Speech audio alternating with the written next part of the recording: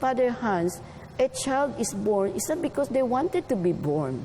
They did not ask to be born. So once they are born, it's the parents who are responsible of bringing them should feel that they have to take care of them. It's not just like a machine that you just produce and then don't do anything. Because the children are so cute.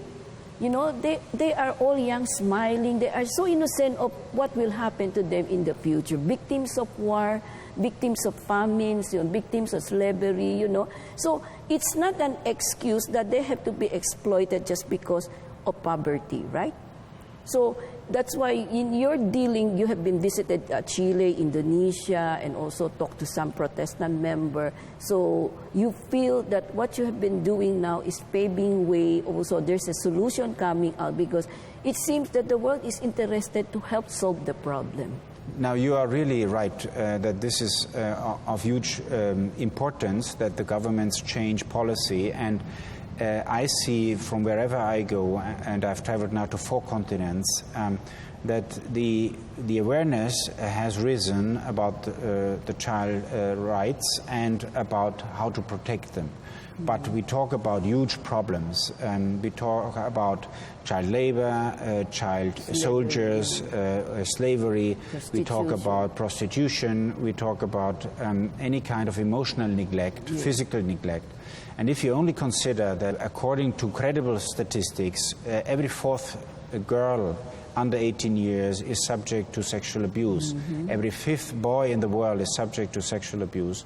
And if you add all the other things where children are subject to violence of any kind or emotional neglect, so we come to a huge dimension of the responsibility of the state, of non-governmental organizations and of the church to do the best so that children may be protected. So in fact, what we do is to try so that there is an attitude change within the church, so that the church takes on that as a vital part of her ministry more and more, to proactively promote the safety of children and adolescents, and also of vulnerable adults. But what we can see here is that it's starting. We have to do much more, and we have, especially in some countries where there is some kind of resistance to talk about child sexual abuse because of cultural reasons.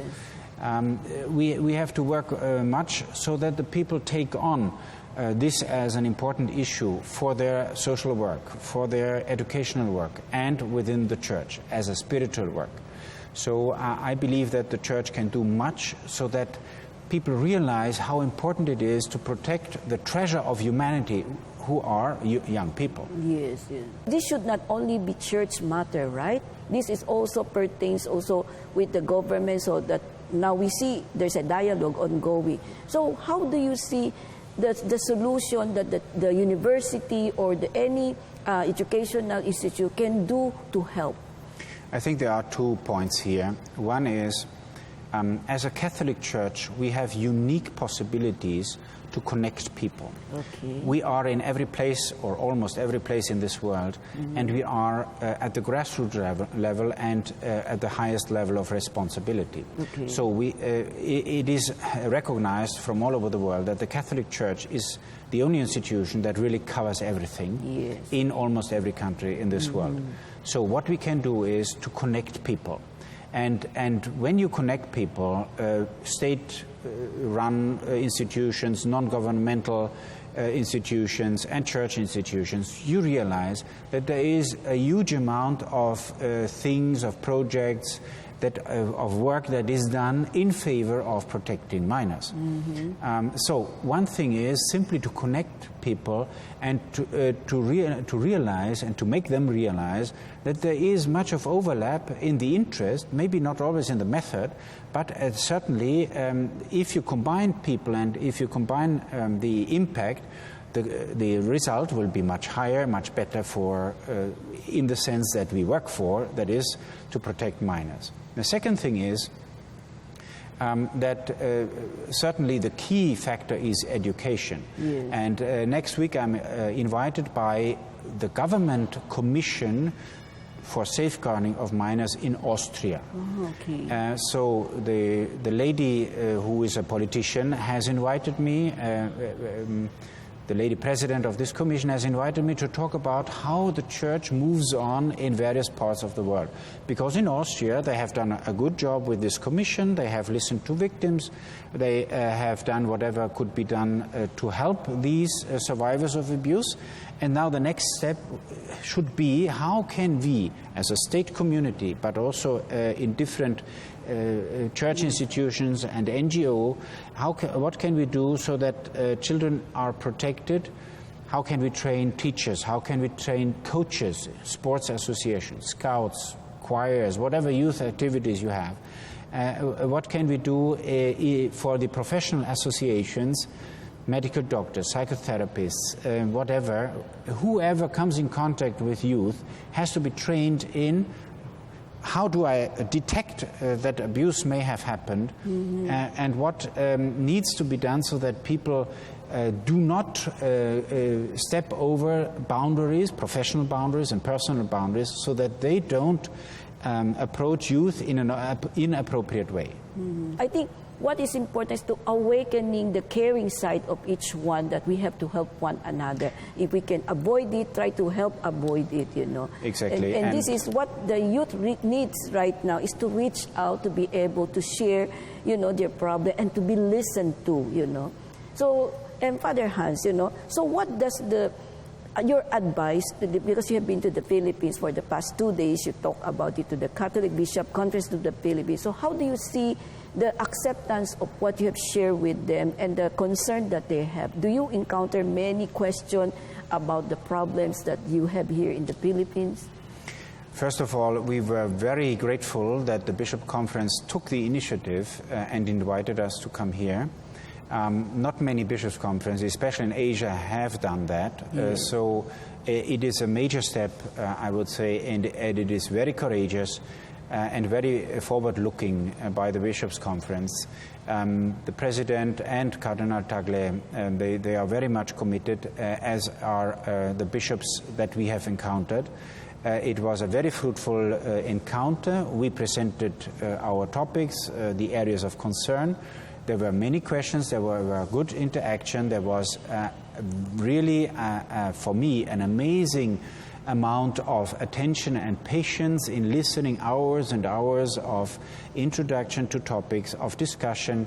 I was really very much surprised that the bishops were willing to go into depth, and they were very sensitive to the issue. They were they could present very well their questions, their concerns, which are different from Western countries. So we have to pay attention to the cultural context. Here, for example, what is not so much, at least the case in Western countries, child labor, trafficking, child soldiers, even in this country. So you see that sexual abuse of minors and the protection against it is one concern, but there are other concerns that have to be taken into account.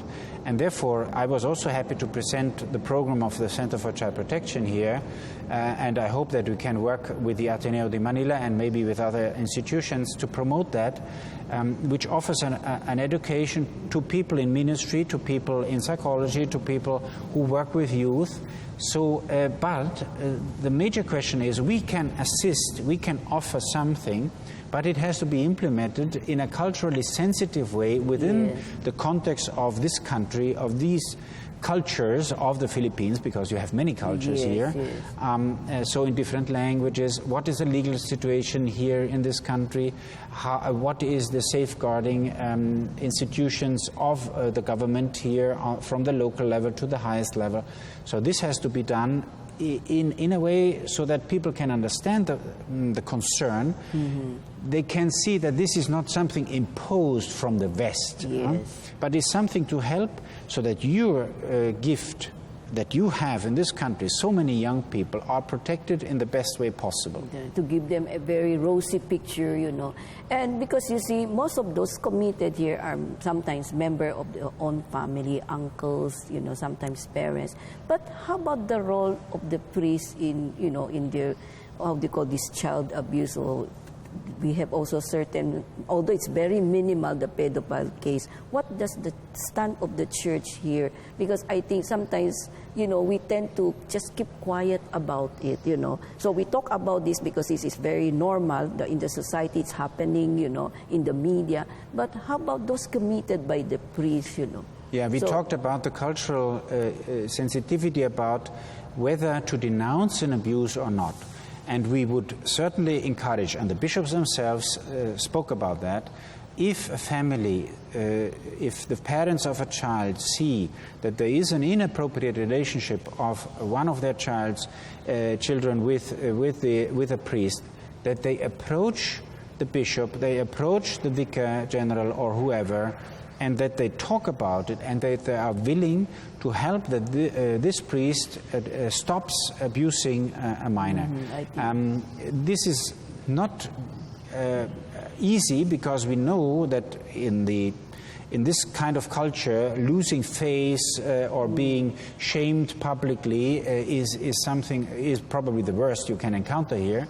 But it is for the good of that child and of other children that you have to take action. So the church is very clear. If there is a suspicion, the priest is suspended, and maybe also he will be he will be reprimanded, of course. But if it is a serious case, he will also be he will lose his clerical state. I think that's a better idea, because right now we have to be practical, you know, and this is all over the world now, so it should not be hiding them again, you know. I think the bishop has to take a drastic step into action, because as you said, what we need is to prevent future victims. Exactly. You know, it's already a mistake that is committed, but we should not try to protect them, but rather protect the next generation, exactly. You know. So I think this is quite very interesting that Vatican is doing something, you know. So this is a very interesting encounter with you, Father Hans. How I wish we could have another 2 more, you know, episode, but maybe next time, because there are so many things we can talk. So itutuloy po namin sa pagbabalik ng Power to Unite with Elvira.